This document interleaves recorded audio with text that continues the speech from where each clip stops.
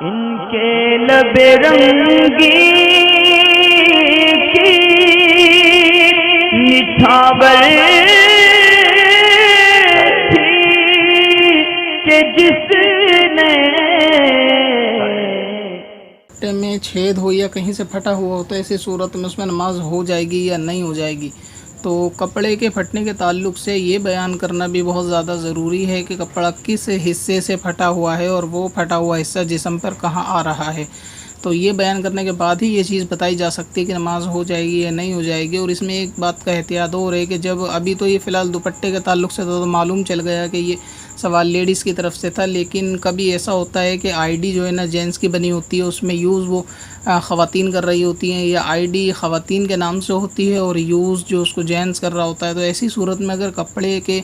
फटे होने ना फटे होने के ताल्लुक से सवाल किया जाए तो ये भी सवाल में वाज़े किया जाए, खुसूसन कमेंट्स में, कि ये सवाल किसके ताल्लुक से पूछा जा रहा है। अब मिसाल के तौर पे एक आईडी ऐसी बनी हुई थी कि उसमें ना तो ये मालूम चल रहा था कि जेंट्स है या लेडीज़ है, यानी किसी और दूसरे मुख्तलिफ नाम से, चैनल के नाम से आईडी थी। अब उसमें ये सवाल आया कि आस्तीन के फटे होने से नमाज होगी या नहीं होगी। तो अब ये कन्फ्यूज़न है कि ये हुक्म मर्द के लिए पूछा जा रहा है या औरत के लिए, क्योंकि दोनों के मसाइल नमाज वगैरह के ताल्लुक से ये मुख्तलिफ हैं, इसलिए ये चीज़ भी वाज़े की जाए। इसी तरीके से ये दुपट्टे का जो मसला है कि अगर फटा हो या इसमें छेद हो तो नमाज होगी या नहीं होगी। तो अगर ये फटा हुआ दुपट्टा यानी जो छेद वाला हिस्सा है, अगर ये सर पर ऐसी जगह है कि इसमें से बाल चमकते हैं या दिखते हैं तो ऐसी सूरत में इसमें नमाज नहीं होगी। और अगर ये कि इसके अंदर बाल नहीं चमकते या फिर फटा हुआ हिस्सा सर पर तो है लेकिन इसके ऊपर दुपट्टे का दूसरा पल्लू ढका हुआ है जिससे कि ये छेद या फटा हुआ होना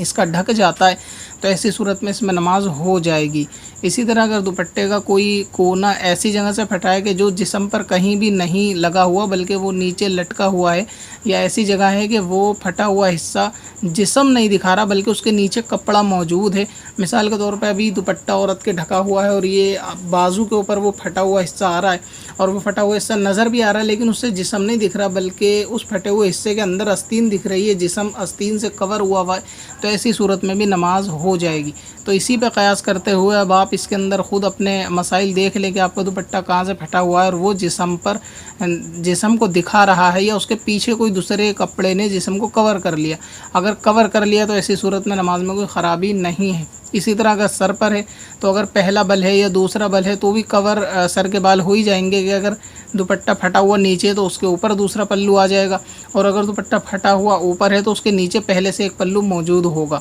तो अगर ऐसी सूरत है कि जिस्म में से वो फटा हुआ हिस्सा जिस्म नहीं दिखा रहा बल्कि कपड़ा दिखा रहा है या फिर दूसरे कपड़े ने फटे हुए को ढक लिया है तो इसमें नमाज में कोई कराहत नहीं, या फिर जिस्म पे है ही नहीं, कोई कोना पीछे लटका हुआ है दुपट्टे का जहाँ से उसमें कोई गोला या छेद है या फटा हुआ या मुख्तलिफ़ जगह से छोटे छोटे उसमें छेद है और उसमें जिस्म पे दिखने का कोई मसला ही नहीं है, तो ऐसी सूरत में नमाज हो जाएगी। और कमेंट्स के ताल्लुक से मैं बात ये कर रहा था कि मर्द और हज़रात और लेडीज़ वगैरह के कमेंट्स जो नाम के होते हैं ना उसमें चीज़ वाज़े नहीं होती। अब कभी सवाल तो कर दिया जाता है और आईडी देखकर जवाब दे दिया जाता है तो मगर उसका मामला उल्टा निकलता है। अभी कुछ वक्त पहले एक जेंट्स के नाम से आईडी बनी हुई थी, उन्होंने पूछा कि अजान होते ही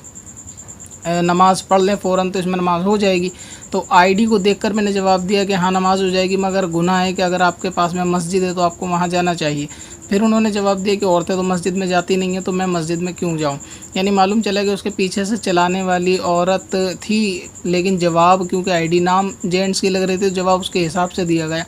तो इसीलिए आप सवाल करते हुए ये चीज़ वाज़े कर दिया करें कि ये हुक्म मर्द के लिए पूछा जा रहा है या औरत के लिए पूछा जा रहा है, ताकि नाम और आईडी को देखकर कन्फ्यूज़न ना हो, दोनों के जवाब मुख्तलिफ होते हैं। जिस तरह मैंने अभी आस्तीन की मिसाल दी कि ये सिर्फ सवाल किया गया कि आस्तीन में अगर छेद हो या फटी हुई हो तो नमाज होगी या नहीं, तो इसके भी मुख्तलिफ जवाब है, मर्द औरत के लिए दोनों के लिए अलग अलग अहकाम होते हैं। तो इसलिए आप इस चीज़ का ख्याल रखें कि आईडी के हिसाब से सवाल करते वक्त ये चीज़ वाज़े कर दें, या इस तरह पूछ लिया करें कि ख़ातून के लिए नमाज में इसमें क्या हुक्म है या मर्द के लिए नमाज में इसमें क्या हुक्म है, तो सामने वाले को सवाल को समझने में थोड़ी आसानी होगी। अगला सवाल एक वज़ू के